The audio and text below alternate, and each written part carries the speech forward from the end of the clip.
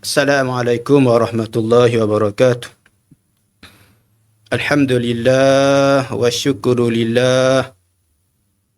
Wassalatu wassalamu ala rasulillah Sayyidina Muhammad ibn Abdillah wa ala alihi wa ashabihi wa man walah. Rabbi syrah li sadri wa yassir li amri wahlul 'uqdatam min lisani yafqahu qawli. Rabbi zidni ilma warzuqni fahma.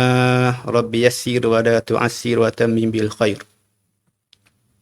Muslimin, muslimat, sidang penonton yang berbahagia, Alhamdulillah pada pagi ini kita dapat bersama meneruskan program pengajian kita setiap hari Sabtu di Imtiaz Academy melalui online. Mudah-mudahan pertemuan kita, pertemuan yang diberkati, perpisahan kita, perpisahan yang mendapat maghfirah rahmat daripada Allah Subhanahu wa taala. Alhamdulillah. Insya-Allah pada hari ini saya akan berkongsi dengan tuan-tuan sidang pendengar berkenaan dengan satu tajuk yang amat penting untuk kita semua, iaitu berkenaan dengan tarbiyatul aulad fil Islam. Pendidikan anak-anak menurut pandangan Islam. Dan kita, sama ada kita ini guru, sama ada kita ini tidak guru, kita sebenarnya adalah seorang pendidik. Dan kita akan menjadi ibu, akan menjadi ayah, ataupun kita sedang dan akan menjadi guru. Itulah manusia ini. Kalaupun sekarang dia kanak-kanak, ke depan dia akan menjadi seorang ibu dan ayah. Maka pentingnya untuk kita mengetahui dan mempelajari pendidikan anak-anak ini menurut pandangan Islam. InsyaAllah saya akan menggunakan rujukan saya ini menggunakan buku Abdullah Nasih Al-Unwan, seorang ulama yang masyhur dan banyak menulis buku Tarbiyatul Aulad fil Islam. Ini bukunya. Ini dalam bahasa Arab, tapi tuan-tuan boleh mendapatkannya dalam versi bahasa Melayu. Kalau tak silap, JAKIM ada mengeluarkan buku ini dalam terjemahan ke dalam bahasa Melayu. Tuan-tuan, puan-puan boleh baca buku ini. Tarbiyatul Aulad fil Islam. Terjemahan dalam bahasa Melayunya ialah pendidikan anak-anak menurut pandangan Islam. Ada, kalau dalam versi bahasa Arab ini ada 2 jilid. Yang bahasa Melayu kalau tak silap ada 3 jilid. Oleh kerana perjumpaan kita ini adalah perjumpaan yang berbentuk bulanan, untuk kita membahaskan tajuk buku ini, maka saya mengambil pendekatan untuk hanya melihat tajuk-tajuk tertentu sahaja untuk dibincangkan. Jadi untuk yang selebihnya, tuan-tuan, puan-puan bolehlah baca sendiri buku ini, pendidikan anak-anak menurut pandangan Islam, yang ditulis oleh Syekh Abdullah Nasih Ulwan. Untuk pagi ini insya-Allah kita akan berbincang tentang sifat-sifat utama seorang pendidik. Sebagaimana yang saya sebut sebelum ini, bahawasanya kita ini seorang pendidik. Seorang yang sedang menjadi ibu dan bapa, telah menjadi ibu dan bapa dan akan menjadi ibu dan bapa. Maka tarbiyah kepada anak-anak ini adalah satu tanggungjawab kita semua sekali sebagai seorang yang bergelar ibu ataupun bapa, untuk nak melihat kita bagaimana nak mendidik anak-anak kita secara yang telah dianjurkan oleh Allah Subhanahu wa taala dan baginda Rasul sallallahu alaihi wasallam. Secara umumnya dalam buku yang ditulis oleh Syekh Abdullah Nasih Ulwan ini, beliau menggariskan ada 5 sifat utama yang perlu ada pada seseorang pendidik. Ada 5 sifat utama yang perlu ada dalam diri seorang pendidik. Iaitu yang pertama, ikhlas. Yang pertama, ikhlas. Yang kedua, taqwa. Yang ketiga, berilmu. Yang keempat, penyabar. Dan yang kelima, bertanggungjawab. Ini sifat utama seseorang pendidik yang la budda mesti seseorang pendidik ini, seorang ibu, seorang ayah yang nak mendidik anak-anak ini mesti ada 5 sifat ini. Ikhlas, taqwa, ilmu, sabar dan bertanggungjawab. Ini kena ratib ni. Ini 5 sifat utama. Yang lain ada juga banyak, tapi ini yang disebut oleh pengarang kitab ini. Baik, kita pergi satu-satu dan kita bincang berkenaan dengan 5 ciri ataupun sifat yang perlu ada bagi seseorang pendidik ini. Yang pertama, ikhlas. Ikhlas. Sebagaimana yang kita tahu, ikhlas adalah suatu benda yang dengannya amalan kita diterima ataupun ditolak. Ikhlas ini dengannya, itu dengan ikhlas, maka dikira pahala ataupun sebaliknya di sisi Allah Subhanahu wa taala. Sebab itu rukun utama dan pertama di dalam mana-mana pelakuan kita, amalan kita, termasuk kita mendidik anak-anak kita, ialah ikhlas. Dan ikhlas ini sebagaimana yang disebut oleh baginda Nabi sallallahu alaihi wasallam dalam satu hadis yang masyhur, kita panggil hadithu an-niyah, yang disebut oleh Umar bin Al-Khattab radhiyallahu anhu. Katanya, aku dengar Rasulullah sallallahu alaihi wasallam bersabda, innamal a'malu binniyat. Innamal a'malu binniyat wa innama likulli imri'in ma nawa. فَمَنْ كَانَتْ هِجْرَتُهُ إِلَى اللَّهِ وَرَسُولِهِ فَهِجْرَتُهُ إِلَى اللَّهِ وَرَسُولِهِ وَمَنْ كَانَتْ هِجْرَتُهُ إِلَى الدُّنْيَا يُصِيبُهَا أَوْ امْرَأَةٍ يَنْكِحُهَا فَهِجْرَتُهُ إِلَى مَا هَاجَرَ إِلَيْهِ. Hadis ini sahih, muttafaqun alaih. Innamal a'malu binniyat, sesungguhnya amalan itu dikira berdasarkan kepada niat. Itu penting, kita ikhlasun niyah di dalam kita mendidik anak didik kita. Innamal a'malu binniyat wa innama likulli imri'in ma nawa. Seseorang itu dia akan dapat dengan apa yang dia niatkan. Barang sesiapa yang hijrahnya, niatnya kerana Allah dan Rasulnya, maka dia mendapat pahala hijrahnya kerana Allah dan Rasulnya. Barang sesiapa yang niatnya berhijrah kerana nak cari keuntungan dunia ataupun kerana hendak menikahi seorang wanita, maka dia dapat sebagaimana yang dia minta. Kalau kita tengok dalam matan hadis ini pun, Rasulullah sallallahu alaihi wasallam tidak mengulangi kalimah dunia dengan perempuan ini. Kita tengok lafaz tadi, cantik, masya-Allah, tabarakallah, mengajar kepada kita supaya banyak sebut benda yang baik-baik, banyak sebut Allah, banyak sebut Rasulullah. Faman kanat hijratuhu ila Allah wa rasulihi. Satu Nabi sebut. Yang kedua Nabi sebut fahijratu ila Allah wa rasulihi. Ini dalam kaedah dia sebut al-izhar fi maqam al-idmar. Boleh saja dia tak ulangkan, tapi nak sebut pentingnya kita jaga niat dalam bab hijrah, kena hijrah kerana Allah dan Rasul. Nabi ulang 2 kali. Tapi bila sebut tentang dunia, wa man kanat hijratu ila dunya yusibuha aw imra'atin yankihuha. Siapa yang hijrah dia kerana dunia, dia nak habuan dunia, ataupun kerana mahukan perempuan untuk dia nak kahwin, Nabi kata fahijratu ila ma hajara ilai. Allahu akbar. Nabi tak ulang. Nabi tak kata fahijratuhu ila dunya aw imra'atin yankihuha. Tidak. Nabi kata ila ma hajara ilai. Nabi tak nak sebut. Setakat itu je lah dunia wanita yang dia dapat. Jadi kerana pentingnya ikhlas ini dan kita nak mendidik ini kerana Allah. Kerana itu adalah suruhan Allah, kerana tanggungjawab kita terhadap ajaran agama ini kena ada sifat yang utama dan pertama ikhlasun niyah.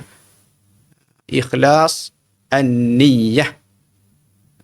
Sebab itu pentingnya ikhlas ini, maka para ulama, ramai dalam kalangan ulama yang menulis buku, mengarang buku, meletakkan hadis ini sebagai hadis yang utama dibincangkan. Hadis yang pertama, Al-Imam Nawawi dalam kitabnya Riyadhus Salihin min kalami Sayyidil Mursalin. Ini hadis yang pertama, innamal a'malu binniyat. Juga diulangi dalam kitabnya yang lain. Kitab apa? Matan Arba'in. Kita panggil hadis 40. Juga hadis pertama itu adalah innamal a'malu binniyat. Dalam kitab Umdatul Ahkam, hadis pertama walaupun baknya berkenaan dengan taharah, tapi Al-Imam Al-Maqdisi mengambil hadis ini sebagai hadis yang pertama, innamal a'malu binniyat. Banyak kitab-kitab yang lain pun, Mishkatul Masabih dan sebagainya, membincangkan hadis ini sebagai hadis yang utama dan pertama, memperingatkan kepada kita semua bahawasanya dalam apa-apa perancangan kita, perbuatan kita, perkataan kita, amal ibadat kita, duduk dan diam kita ini mesti ikhlas kerana Allah Subhanahu wa ta'ala. Ikhlas dalam perkataan dan perbuatan merupakan sebahagian dari asas-asas keimanan dan di antara tuntutan-tuntutan Islam, kerana Allah tidak akan menerima amalan seseorang kecuali disertai dengan keikhlasan. Itu penting, ikhlas. Qul inni umirtu an a'budallaha mukhlishan lahuddin. Katakanlah sesungguhnya aku disuruh supaya menyembah Allah dengan keadaan mengikhlaskan diri kepadanya. Wa ma umiru illa liya'budullah mukhlishina lahuddin. Mereka tidak disuruh kecuali untuk beribadah menyembah Allah dalam keadaan mengikhlaskan diri kepada Allah Subhanahu wa ta'ala. Penting. Jadi ikhlas, lawannya riya. Apa itu ikhlas? Apa itu ikhlas? Ikhlas ini ialah kita buat sesuatu perkara kerana Allah dan meninggalkannya kerana Allah Subhanahu wa ta'ala.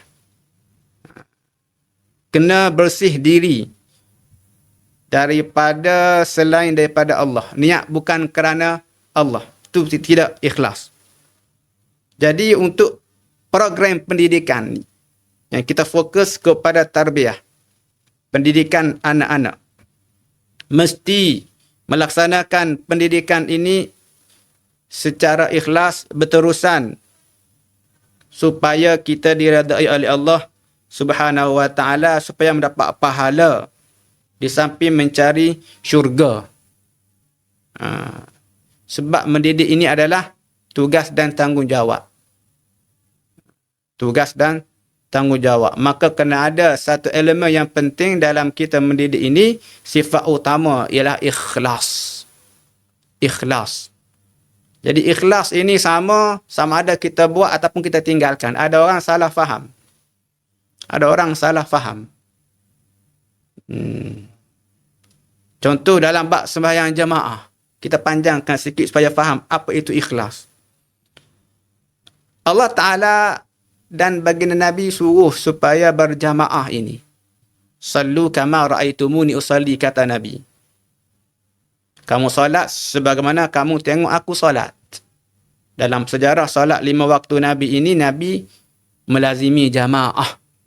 Hingga peringkat Nabi gering yang menyebabkan kewafatan baginda pun Nabi sallallahu alaihi wasallam pergi berjamaah. Berimamkan Abu Bakar Siddiq radhiyallahu anhu. Allah Ta'ala sebut di dalam Al-Quran, warka'u ma'araki'in. Rukuk kamu bersama dengan mereka yang rukuk, itulah sembahyang berjamaah. Tiba-tiba ada seorang hamba Allah, kenapa tak berjamaah? Dia kata takut riak. Nampak tak? Takut riak. Jadi tak pergi berjamaah. Sembahyang di rumah. Lakum dinukum waliyadin. Di rumah masing-masing. Kenapa? Pergi ke surau, ke masjid, orang tengok, maka jadi riak. Orang macam ini, dia lari daripada mulut rimau, masuk mulut buaya. Itu. Sepatutnya dia tidak boleh mengatakan alasan untuk tidak berjemaah kerana takut riak. Sebab apa? Sebab Allah suruh berjemaah. Allah suruh berjemaah. Nabi suruh berjemaah. Dan Nabi menggalakkan dengan pahala yang bergala. Salatul jamaah afdal min salatil fadh bi 27 darajah.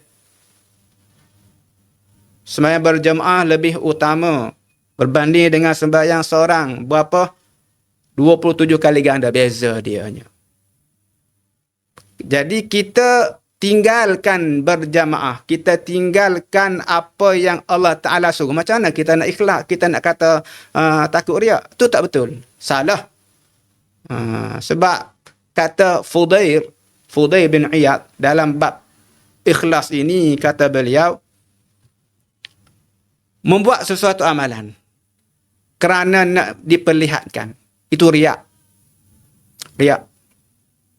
Meninggalkan sesuatu amalan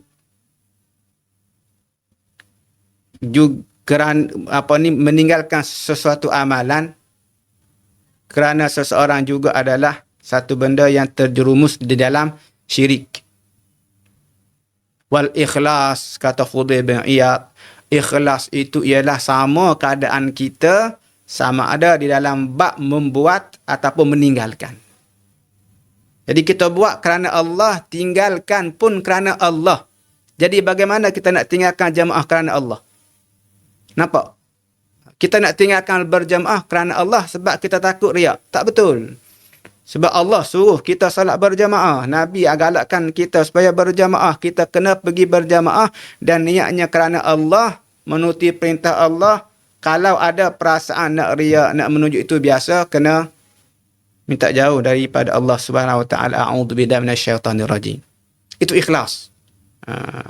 Jadi begitu juga dalam bab tarbiyah ini, kita mendidik anak. Kadang-kadang orang tengok kita mendidik. Dalam bab mengajar anak-anak solat contohnya, maka kita bawa anak kita, anak laki-laki, diminta supaya bawa pergi ke masjid. Alimu auladakum bis salah. Hendaklah kamu ajar, didik anak kamu solat dalam keadaan umurnya abna 7 tahun. Bagi yang laki-laki, kita bawa dia. Kita bawa memang tak terlepas daripada pandangan manusia. Orang tengok. Orang tengok. Kan? Takkan nak suruh orang lain tutup mata. Jangan tengok ni, aku nak ajar anak aku sembahyang berjemaah ni. Tidak.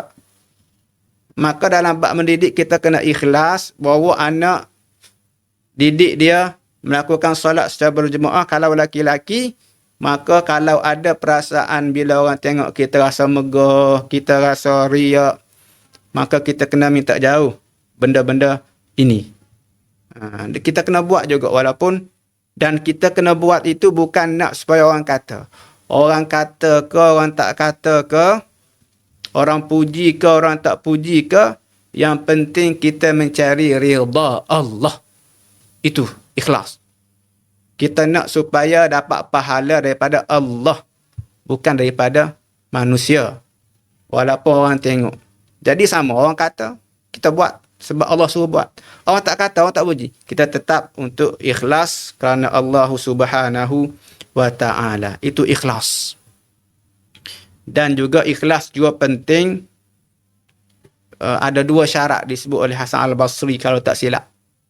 2 syarat yang menjadi syarat utama dan pertama dalam pengkabulan amalan kita. Amalan kita ini mestilah yang pertama ikhlas, yang kedua itulah namanya mutaba'ah. Ikhlas dan ikut Nabi sallallahu alaihi wasallam. Kita beribadat cara Nabi sallallahu alaihi wasallam. Itu adalah ciri ataupun syarat yang pertama seorang pendidik. Jadi insya-Allah kita bincang yang kedua pula. Yang kedua ialah taqwa. Taqwa ini selalu kita dengar kan. Ittaqullah, ittaqullah. Setiap hari Jumaat khatib pesan kepada kita, kalau kita tak tidur hari Jumaat masa khutbah, kita dengar khatib kata ittaqullah, usikum wa nafsi bitaqwallah. Bertakwalah kamu kepada Allah. Bertakwalah kamu kepada Allah. Penting. Jumaat ni, khutbah Jumaat itu bukan sekali, 2 kali Allah Subhanahu wa taala melalui di dalam rukun itu diminta supaya khatib sebut dalam rukun yang pertama dan kedua. Dalam mazhab kita Syafi'i kena sebut wasiat kepada supaya para makmum yang hadir itu bertakwa kepada Allah Subhanahu wa taala. Insya-Allah kita akan bincang lagi apa itu takwa secara tuntas insya-Allah selepas ini. Assalamualaikum. Ada orang yang berenang ke arah kapal. Ada orang yang membuang masa dengan hanya menunggu kapal itu tiba. Jadi, jangan tunggu lagi. Ayo, marilah bersama-sama kita belajar bahasa Arab. Imtiaz Academy, pusat pengajian Al-Quran dan bahasa Arab, menawarkan anda peluang untuk belajar bahasa Arab secara dalam talian. Dalam kelas pengajian ini, anda akan dapat belajar kemahiran bertutur, kemahiran mendengar dan memahami teks, kemahiran membaca, kemahiran menulis. Pelajar akan dilatih secara praktikal untuk menggunakan kemahiran tersebut. Keistimewaan program ini, di Pusat Imtiaz Academy, anda akan belajar dan dibimbing oleh guru pakar dan berpengalaman. Lebih daripada 25 orang tenaga pengajar dari Malaysia dan negara Arab akan membantu anda menguasai bahasa Arab dengan mudah. Anda dapat belajar secara individu atau kumpulan melalui kaedah kemahiran bertutur. Pelajar akan mendapat rakaman video bagi setiap sesi pengajian. Kadar bayaran yuran yang sangat rendah. Kurikulum pengajian. Kurikulum pengajian yang digunakan dalam program ini adalah kurikulum Manhaj At-Takallum. Apakah kelebihan kurikulum Manhaj At-Takallum? Buku At-Takallum ini disediakan khas untuk pelajar bukan berbahasa Arab. Buku ini telah digunakan di seluruh dunia, di mana lebih daripada 100 buah negara telah menggunakannya. Anda boleh mendengar pelajaran melalui buku audio dengan menggunakan QR Code. Laman web interaktif kami akan membantu anda ketika belajar sendiri selepas sesi pembelajaran dalam kelas, di mana anda dapat mengakses dengan pantas halaman atau bahagian yang anda cari.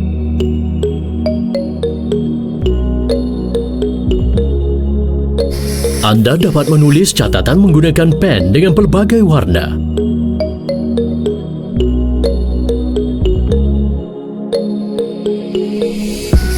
Anda juga boleh menjawab latihan-latihan dengan menggunakan aplikasi Papan Pintar. Anda kini boleh belajar bahasa Arab, menguasai bahasa Arab, seterusnya mampu menghayati ayat Al-Quran dengan baik. Tunggu apa lagi? Daftar sekarang. Untuk maklumat lanjut, layari laman web imtiazacademy.com.my atau hubungi kami di talian 011 1148 4657. Imtiaz Academy, Sdn Bhd. Alhamdulillah, bertemu kembali dalam perbincangan kita untuk kita nak mengetahui ciri-ciri yang perlu dimiliki oleh seorang pendidik. Kita sudah selesai berbincang tentang ciri yang pertama, apa itu? Apa dia? Ya, ikhlas. Yang kedua adalah taqwa. Sebagaimana yang saya sebut sebelum ini, taqwa adalah satu kalimah yang memang kita selalu mendengarnya. Syarat kita tak tidur lah. Hari Jumaat kita pergi dengar khutbah. Khatib akan sebut ittaqullah, bertakwalah kamu kepada Allah. Apa itu takwa? Apa itu takwa? Nasyid pun ada, kau contohi takwa. Takwa. Takwa. At-taqwa itu secara umumnya huwa imtithalu awamirillah wajtinabu nawahihi sirran wa alaniyah. Itu takwa. Beramal, melaksanakan segala suruhan Allah Subhanahu wa ta'ala dan meninggalkan segala larangannya. Itu takwa. Sama ada kita bersunyi diri dalam gua kelam yang kelam, malam hari yang sunyi, ataupun alaniyah.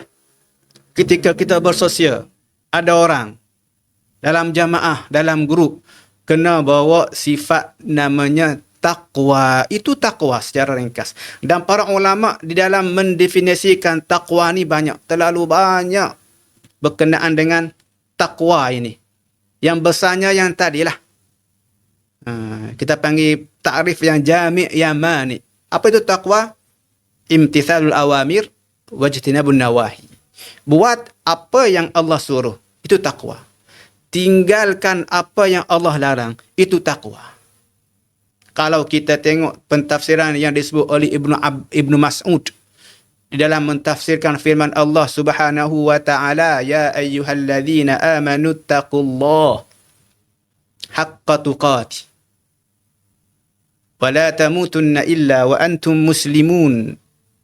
Wahai mereka yang beriman, bertakwalah kamu kepada Allah dengan sebenar-benar takwa dan jangan kamu mati melainkan kamu Muslim. Apa itu takwa? Disebut oleh Ibn Abbas 3 perkara yang mencakupi takwa. Apa dia? Taqwa Allah an yuta' wa la yu'sa. Wa an yudhkara wa la yunsa wa an yushkara wa la yukfar. Itu takwa. Takwa Allah ialah supaya kita mentaati perintah Allah, jangan derhaka. Itu yang pertama. Yang kedua, hendaklah kita sentiasa mengingati Allah, ingat Allah. Jangan dilupakan Allah. Itu takwa. Yang ketiga, hendaklah mensyukuri segala nikmat pemberian Allah, jangan dikufuri. Itu takwa. Pada manzur apa yang disebut oleh Ibn Mas'ud radhiyallahu anhu. Kemudian apa lagi? Contoh yang lain disebut oleh Sayyidina Ali radhiyallahu anhu berkenaan dengan takwa ini, katanya al-khawfu minal jalil wal amalu bit tanzil wal ridha bil qalil wal istida' li yaumir rahil. 4 disebut oleh Ali bin Abi Talib radhiyallahu anhu. Takwa ini ialah al-khawfu minal jalil, takut pada Allah yang hebat. Beramal dengan Al-Quran yang diturunkan. Apalagi qanaah bil qalil, hendaklah berpada redha dengan yang sedikit serta membuat persediaan untuk hari keberangkatan, hari mati. Itu takwa. Dalam satu pantun lah, bahasa kita orang panggil pantun, syair, nazam. Ada orang sebut takwa ini, katanya apa dia? Dalam bentuk pantun, nasihat lah bagi kita lah, pantun ini. Katanya khallidh dhunuba saghiraha wa kabiraha dhakat tuqa wasna' kamashin fawqal ardi yahdharu ma yara wa la tahqiranna saghiran innal jibala minal hasa. Ini takwa. Apa itu takwa? Khallidh dhunub saghiraha wa kabiraha. Hendaklah kamu jauhkan diri kamu daripada dosa, sama ada dosa itu dosa besar ataupun dosa kecil. Itulah takwa. Jauhkan diri daripada dosa, sama ada dosa besar ataupun dosa kecil. Itulah takwa. Dan hendaklah kamu berjalan di atas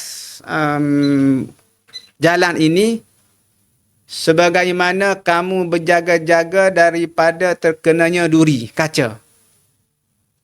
Berhati-hati ketika berjalan. Itu takwa. Dan jangan sekali-kali kamu memandang leceh, memandang kecil dosa-dosa kecil. Sesungguhnya gunung yang besar itu berasal daripada batu-batu yang kecil yang berkumpul. Itu takwa. Jadi takwa secara ringkasnya, paling-paling kita nak sebut takwa ni, kalau banyak sangat definisi itu, ambil satu yang paling mudah untuk kita nak telan. Apa dia? At-taqwa an taj'ala bainaka wa baina adzabillahi wiqayah. Itu takwa. Iaitu kamu jadikan antara kamu dan antara azab Allah pendinding.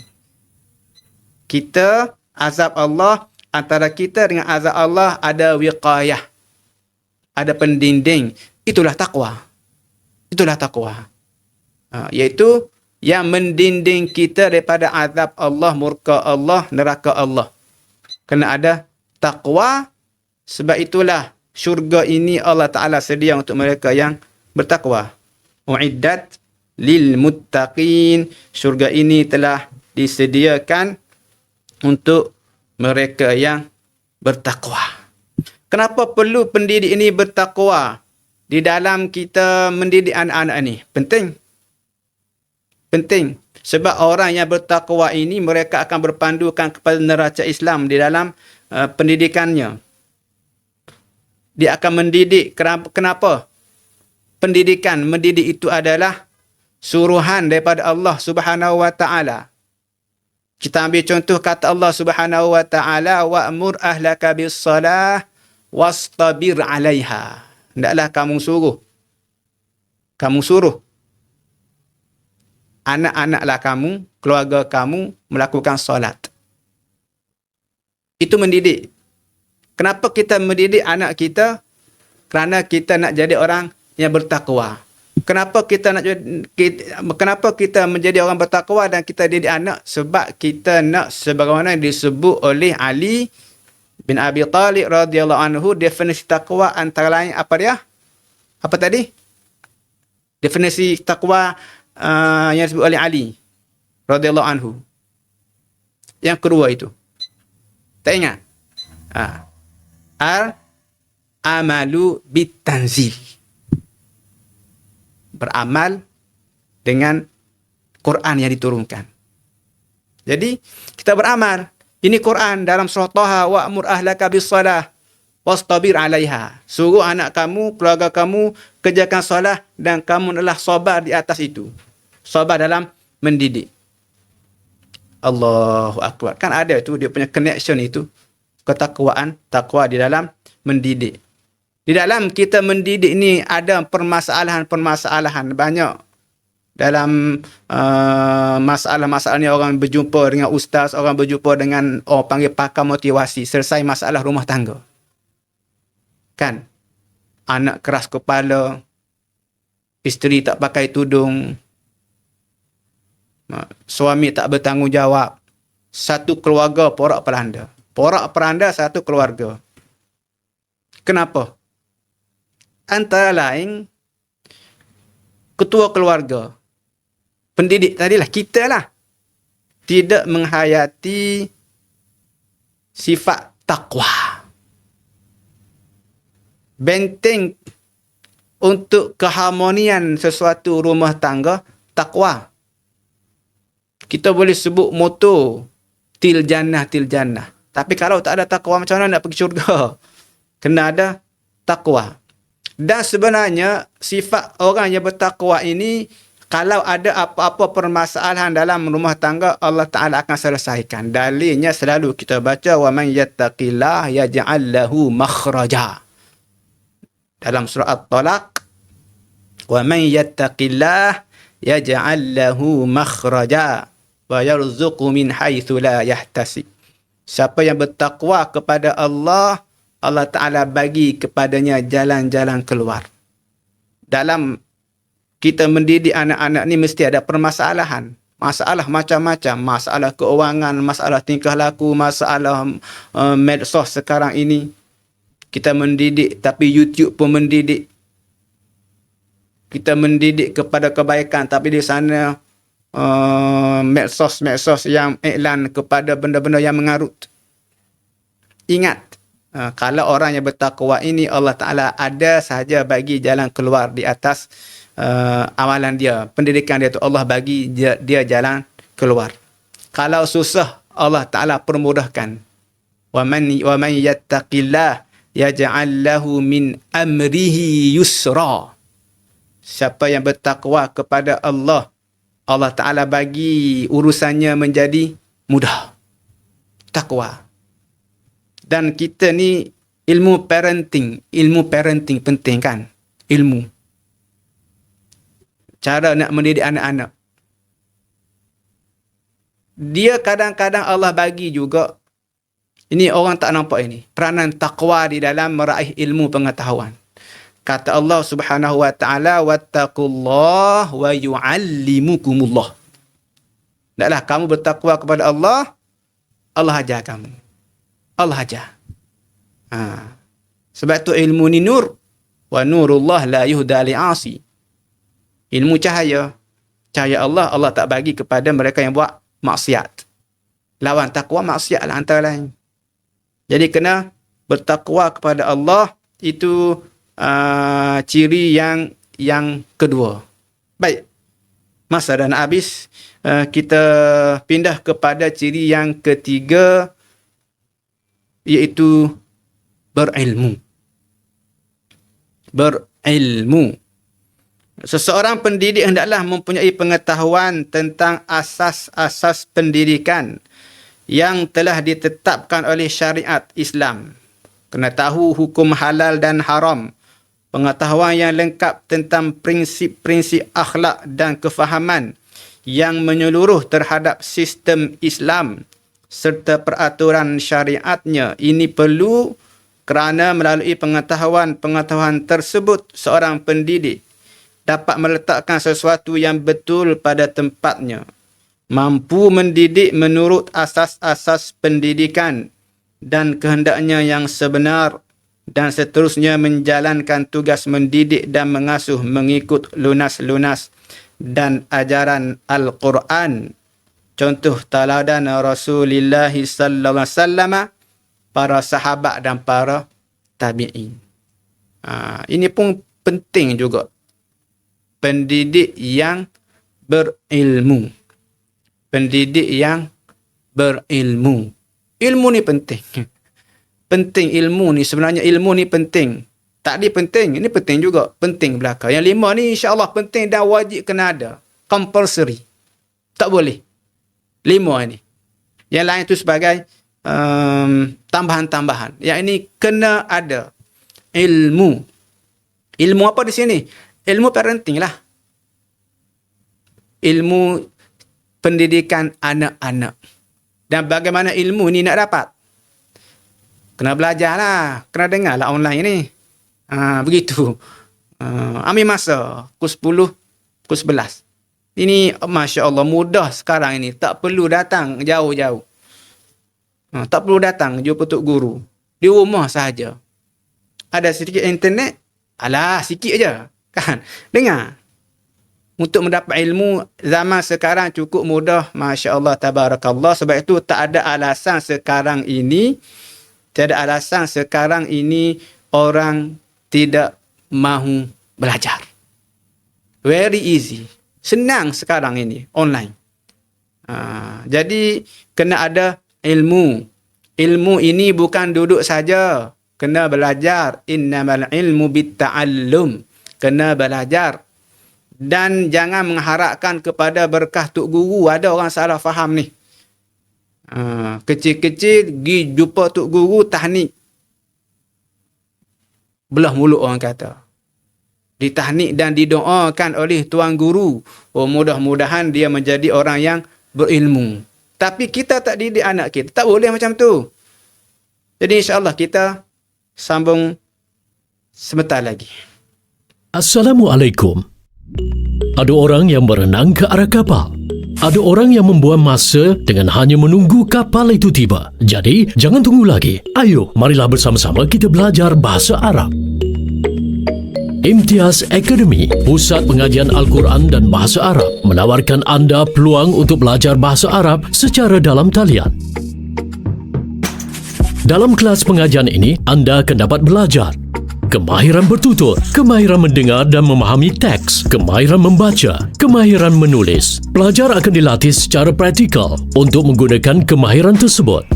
Keistimewaan program ini, di Pusat Imtiaz Academy, anda akan belajar dan dibimbing oleh guru pakar dan berpengalaman. Lebih daripada 25 orang tenaga pengajar dari Malaysia dan negara Arab akan membantu anda menguasai bahasa Arab dengan mudah. Anda dapat belajar secara individu atau kumpulan melalui kaedah kemahiran bertutur. Pelajar akan mendapat rakaman video bagi setiap sesi pengajian. Kadar bayaran yuran yang sangat rendah. Kurikulum pengajian. Kurikulum pengajian yang digunakan dalam program ini adalah kurikulum Manhaj At-Takallum. Apakah kelebihan kurikulum Manhaj At-Takallum? Buku At-Takallum ini disediakan khas untuk pelajar bukan berbahasa Arab. Buku ini telah digunakan di seluruh dunia, di mana lebih daripada 100 buah negara telah menggunakannya. Anda boleh mendengar pelajaran melalui buku audio dengan menggunakan QR Code. Laman web interaktif kami akan membantu anda ketika belajar sendiri selepas sesi pembelajaran dalam kelas, di mana anda dapat mengakses dengan pantas halaman atau bahagian yang anda cari.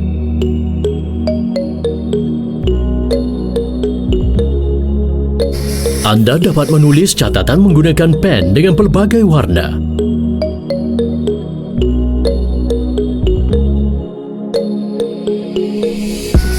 Anda juga boleh menjawab latihan-latihan dengan menggunakan aplikasi papan pintar.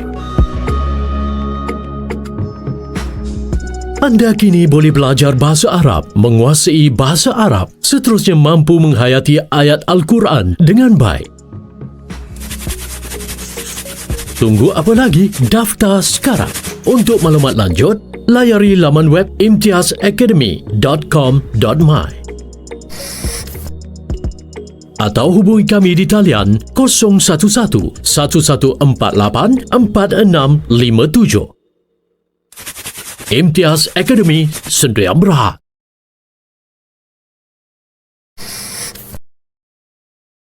Alhamdulillah. Para penonton yang berbahagia, kita sambung sedikit lagi ciri yang ketiga, berilmu. Jadi kalau kita tengok di dalam Al-Quran, Allah Subhanahu Wa Taala memandang ilmu ini satu benda yang amat penting di dalam mencapai khasyatullah. Untuk takut kepada Allah ini, kata Allah Subhanahu Wa Taala, innama yakhshallah min ibadihi ulama. Sesungguhnya yang takut kepada Allah ini hanyalah dalam kalangan hambanya ulama yang alim, yang mengetahui. Itu ulama. Dan ulama ini kata Nabi, al-ulama warathatul anbiya. Orang yang mengetahui ini adalah mewarisi para nabi. Dan kata Allah, tak sama orang yang berilmu dengan orang yang tidak berilmu. Hal yastawi alladhina ya'lamun wal ladhina la ya'lamun. Itu soalan yang berbentuk istifham ingkari. Maksudnya tak sama. Allah tanya, adakah sama orang berilmu dengan orang tak berilmu? Memang jawapannya tak sama. La yastawi. Tak sama orang yang ada ilmu dengan orang yang tak ada ilmu. Dalam Al-Quran, satu benda yang Allah ajar kepada Nabi dan kepada kita semua yang sebagai orang yang mengambil Nabi sebagai qudwah. Allah suruh Nabi minta tambah. Tambah apa? Tambah anak? Tambah suami? Tak boleh. Tambah isteri. Tambah harta. Dalam Al-Quran tidak ada zidni kecuali selepasnya ilmu. Satu ayat dalam Al-Quran. Rabbi zidni ilma. Dalam surah Taha kata Allah, wa qur rabbi zidni ilma. Dan katakanlah, tambahkanlah kepada aku ilmu pengetahuan. Allahu Akbar. Jadi kena belajar. Tambah ilmu pengetahuan tentang parenting ini. Kena tahu bagaimana mendidik, tanggungjawab sebagai ibu, sebagai bapa. Kalau tak tahu, faqidu syai' la yu'ti. Orang yang tak ada sesuatu, maka bagaimana dia nak memberi sesuatu yang tak ada itu. Jadi penting untuk kita mempunyai ilmu pengetahuan, ilmu tentang pendidikan anak-anak ini. Sebab itu rasanya memang amat penting lah untuk kita di dalam mempelajari ilmu tauhid, ilmu ni kena juga belajar ilmu tentang pendidikan anak-anak. Kebetulan kita pun ada karangan yang tersohor inilah, Tarbiyatul Aulad fil Islam. Buku-buku lain banyak tentang ilmu pendidikan ni, pendidikan anak-anak ni. Tapi yang disyurkan, bacalah buku ini, kerana buku ini pun kalau tuan-tuan tak boleh bahasa Arab pun sudah diterjemahkan. Beli. Kalau tak silap, JAKIM ada keluarkan. JAKIM ada keluarkan ni. Tengok di galeri JAKIM, beli. Habis duit tak apa untuk ilmu. KFC boleh beli satu hari, satu kali habis RM100. Ini habis RM100. Tapi rasanya tak sampai RM100 buku ni. Tapi boleh guna sepanjang masa. Baik, kita pergi yang keempat, iaitu penyabar. Sifat sabar perlu ada dalam diri pendidik. Antara sifat utama yang dapat membantu seseorang pendidik dalam kerjaya dan tanggungjawab mendidik, membentuk dan mengasuh ialah sifat sabar dan bertimbang rasa. Ini akan menjadikan seseorang kanak-kanak tertarik kepada guru dan menerima segala kata-katanya.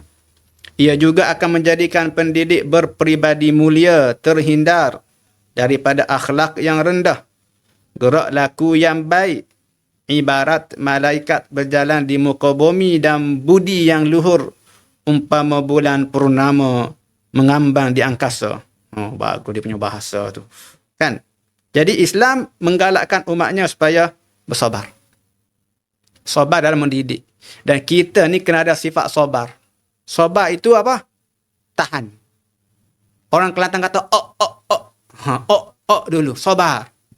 Habsun nafs. Tahan diri. Itu dari segi bahasanya. Tahan diri.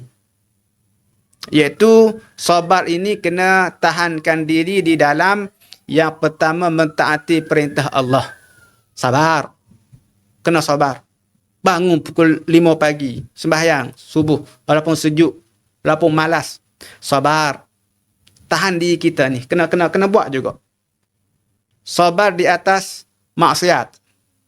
Iaitu jangan menghampiri maksiat. Walaupun di sana benda yang menggoda, yang mengasyikkan. Tapi kena sabar. Tahan. Jangan buat maksiat. Sabar daripada musibah. Bala. Macam-macam musibah. Sabar musibah kerana anak. Dalam mendidik macam-macam kan anak kita ini. Kena ada sabar. Jadi kena sabar.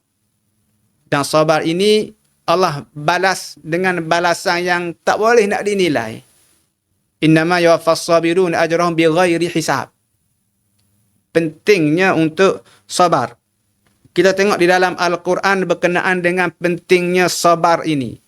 Antara lain kata Allah Subhanahu wa taala, wal kadhiminal ghaidha wal 'afina 'anil nas. Wallahu yuhibbul muhsinin. Dan orang yang menahan kemarahannya serta memberi kemaafan kepada orang lain, dan Allah menyukai orang-orang yang berbuat baik. Kadhimin al-ghaidh, sabar. Jangan marah. Kena sabar. Dalam mendidik ni macam-macam lah. Kena ada sifat sabar. Dan ini kalau kita tengok ayat secara keseluruhan, siak, redaksi ayat ini, Allah Ta'ala sebut tentang ciri mereka yang bertakwa. Wasari'u ila maghfiratin min rabbikum wa jannatin arduhas samawat wal ard uiddat lil muttaqin.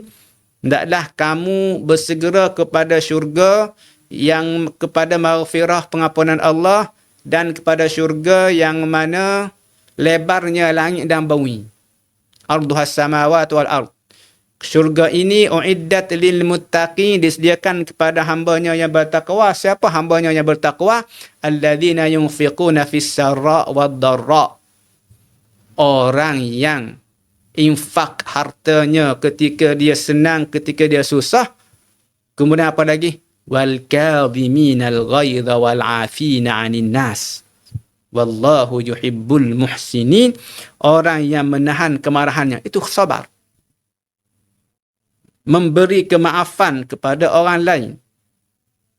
Dan Allah menyukai orang-orang yang buat baik. Jadi, nak masuk syurga, kena ada sifat al-kadhimin al-ghayz. Tahan marah. Tadilah, tahan. Apa tahan? Sabar. Jangan marah. Jangan marah. Relax. Senyum. Okey?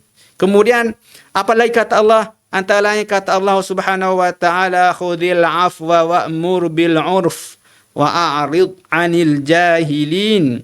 Jadikanlah dirimu pemaaf dan serulah orang supaya melakukan kebaikan serta berpalinglah daripada orang yang bodoh. Baik kemaafan. Biarlah.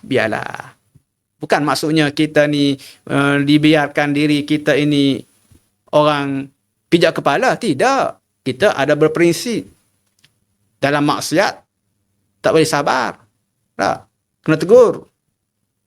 Dalam hudud Allah, orang yang melanggar hukum Allah, itu kena tak boleh sabar. Jangan kata biarkan. Tak boleh. Begitu. Khudil af. Jadikan dirimu sebagai pemaaf. Sebab itu tuan-tuan, kita tengok dalam pendidikan, contoh kesabaran Nabi sallallahu alaihi wasallam yang boleh dijadikan suri tauladan. Bagaimana Nabi satu ketika bersama dengan para sahabat, tiba-tiba datang A'rabi. Seorang badui lah. Orang ujung kampung, tak belajar siwik. Kan? Tiba-tiba kencing di sudut masjid. Kencing. Sahabat nak marah dah. Apa ni? Tak ada adab ni. Kencing merata-riti. Kawasan suci masjid. Tapi Rasulullah kata, jangan. Relax, sabar. Da'hu. Biarkan dia habis kencing itu. Ini sabarnya Nabi sallallahu alaihi wasallam. Dia dalam mendidik. Bukan dia biarkan terus. Lepas tu dia panggil. Bagi tahu. Tak boleh. Masjid ini suci. Tempat bukan untuk buang air.